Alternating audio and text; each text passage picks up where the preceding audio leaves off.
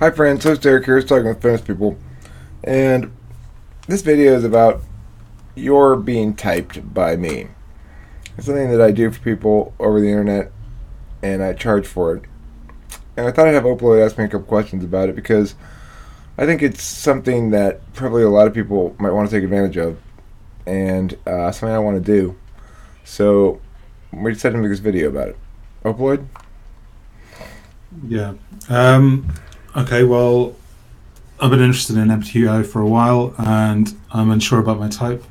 So I'm thinking about working with Eric at some point. So as part of that process, I thought I'd ask him questions as to what he would do and how he'd go about typing me, etc. So first off, what's your method? What do you rely upon? Well, the first thing I do when I'm talking to somebody is find out exactly what they're looking for from this experience, because it's more than just a matter of typing somebody. It's a matter of finding out why it's important to them to be typed, because ultimately people are looking in general for meaningful answers about things for a variety of different reasons. So I start by trying to get down to the bottom of what they're hoping to get out of the experience. I want them to make them feel as though they've gotten their money's worth of insight out of it. Okay, so if I came to you and I said, "Hey Eric, I'm interested in MBTI. I'm interested in you typing me," and going on what you just said about trying to find out my reasons why, what would you ask me? How would it go? What would it look like? What would be the first question that you ask me? Well, besides what are you hoping to get out of this, and why is it that you want to determine your type? What makes you think that existing determinations are inadequate, or how can I provide? Where's the gap that I'm hoping to fill? In other words, is it you don't find the existing type descriptions match you adequately? You don't have any idea about it, So with you, I know enough already that I would say that we probably wouldn't go a lot into detail about that, although it would depend how you answer the question. But then going forward from there, I'll ask some basic typing questions that give me a frame of reference. Like, I'll ask you to tell me a little bit about your life. I'll ask you to talk to me a bit about your habits, how you deal with your home space, how you deal with your job, what kind of values you prioritize and what kind of values you countervalue. A whole series of questions designed to get to the gist of SI or NI, TI or FI, FE or TE, and NE or SE. And I'm curious, I've done various different tests, and I'm sure people who may come to you may well have done different tests online. What's your viewpoint on those tests? Do you think they're accurate, etc.? Like, have you got any thoughts, and why should people sort of come to you as opposed to simply relying upon those test results? Well, I think that the test results are pretty unreliable for a couple of reasons. First and foremost, they're primarily self-reporting. They're not actually analyzing the person. They're analyzing the person's self-report. So that's very tricky, especially for people who have FI as a tool function or as a dominant function, because they know what they want to be more than they know what they are. And type descriptions are often skewed. Every type is they have just as many valuable traits and worthwhile attributes as every other type, but the type descriptions tend to glamorize being an NTP, for example, or an NTJ. And so, that can result in a lot of false test results. And also, I think that people who are making those tests, and the tests in general, they don't quite get cognitive functions right. I believe I have it basically right, or righter than other people do. I understand the way that they work as epistemologies or action functions, judging functions, or interface functions, and I thus can get to the bottom of conundrums that other people maybe can't get to the bottom of. Right, okay, and the various different questions which are out there on the online tests, if you were trying to differentiate between the different dichotomies, what would be an example of a question you may ask linked to me at work or me at home? Can you give me an example here and now? Well, an example of a question that I would ask that I think that typing questions typically don't ask, I try to not only get your own assessment of your strength at a given thing or your habitual use of something, but to test it directly. And there's some functions that can be tested directly, like TI and NE largely can be tested directly. So I try to ask questions, for example, like, can you give me a bunch of different reasons for a thing? And or how ideationally engaged are you with, say, a storytelling exercise? Or how do you respond to conditionality logic problems? And additionally, I look to, I guess, how you present in general to help give me clues about FE versus FI and about TE versus TI. I look at the kind of justifications you give for things. So I think most tests don't evaluate things as conflicting values that are prioritized in certain contexts and not others, but I think that's a stronger way to dichotomize, to say, for example, what would you get most offensive about in terms of a criticism, and then angle critiques from different values implicit in the functions. That'll give you some sense of where they are in the stack. I'm hearing you, and a couple of things are coming to me. First off is having interacted with you now for about 8 weeks or something like that, you've shown me various different PDFs and other documents. Am I right in thinking that you would share those with whoever you were typing? Yeah, sure. In fact, the thing is, right now I'm putting together a book of mostly tables and such things that I've made for various typing videos. So you're certainly welcome to get a copy of that with any typing session, and it's more or less finished. It's not quite. I don't quite have the table of contents matched up with everything yet, but you're welcome to get an in-progress copy of that. But besides that, the thing is, I do have some assessments that I use that are in that book as well. I think it's important for people for tests to have people ordinally rank things is one way that you can sort of narrow it down. But additionally, I think a smart test presents a lot of different tests, and then says each one goes like, okay, well, this test would suggest your ENFP, this test suggests your ENTP, this test suggests ENFP, this test suggests INFP. If you do that with explicitly attempting to test from different angles, then you'll start to get some clarity about it, I think. Because different people will test at different types depending on the angle of testing, so to speak. So it sounds like you intend to use lots of cross-referencing and batteries of different tests, and also really seeking behind what the person is presenting and looking at the reasoning behind that to see if it's just them thinking that they're doing something, but the actual reasoning behind may not fit. Is that true? Well, I think that there's oftentimes a conflict between how people describe themselves and how they behave. So, generally somebody who has any experience with typology at all is going to come into a typing session with some descriptors already in mind of type descriptions they've read that they feel as though they identify with.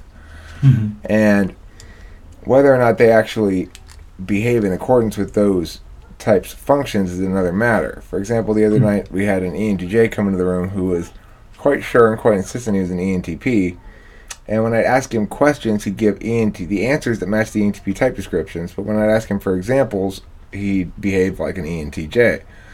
So in that instance, you're looking at somebody who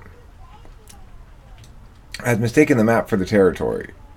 Just because an ENTJ can correctly define themselves as, say, jumping from idea to idea, or very creatively active, or something like that, it doesn't mean that their NE is dominant. And so I'd say also there's a big factor is a lot of people come into typology without really understanding that it's not about your type ultimately, but about your configuration of attentional habits. So we all are subject to the limits of reality. We can't pay attention in all different ways at once. And as a consequence, we habitually begin to pay attention in certain ways and not valuing other ways. And understanding those configural limitations on the self allows you to sort of liberate yourself from the trap that is type. Yeah, okay, I understand that. As a newbie coming to you, I may have a fear that I may not understand the different things that you're going to relay to me. What would you do to actually put my mind at ease? Are you willing to take time to actually explain how you see the different cognitive processes and teach me as your client as much as sort of like take me through the process? Sure, of course. Yeah, I mean, the thing is, that's why I begin with a sense of what are you trying to get out of this. And if you're looking to get if you're looking to become more informed about how cognitive functions operate in your own day-to-day being, then I certainly will have no problem going into as much detail as you want. I tend to listen a lot more when I'm doing something like this.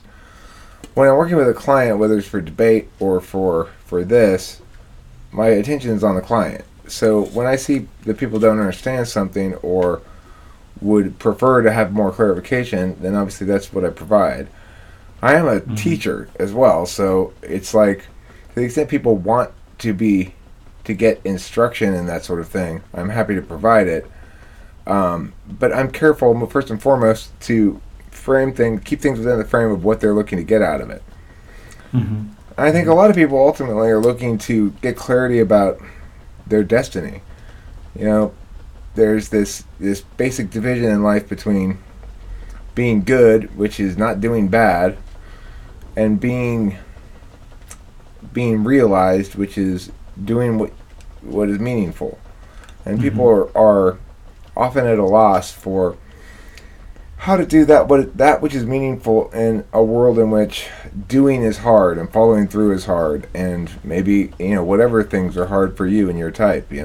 For me, it's following through, which it's hard. A lot of NTPs have that problem, and INTPs have it even worse. So it's like having a bunch of good ideas is great, and you feel the need to understand how to realize those, how to be somebody who is a more optimal expression of their potentiality, rather than somebody who's mired in self-doubt or nihilism.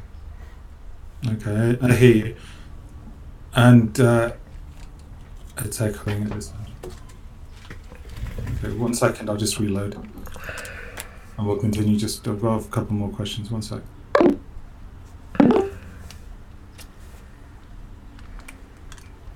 Hey, sorry about that, people. Can you hear me now? Yeah, I'm sorry about that. Technical problems, but I'm back.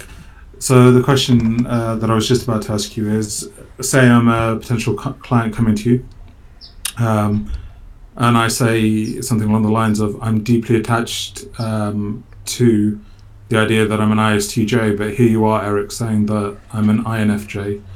How are you going to work through the process with a client who's attached to whatever type they believe they are? And yeah, what would be your method for dealing with that? Because well, I would hope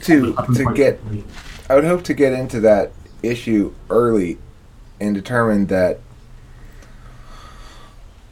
you're here for confirmation. Now, most people aren't going to openly say, I'm just here for confirmation. I don't want to get any pushback on this thing. I want you to agree with me. Well, they're not going to say that stuff explicitly.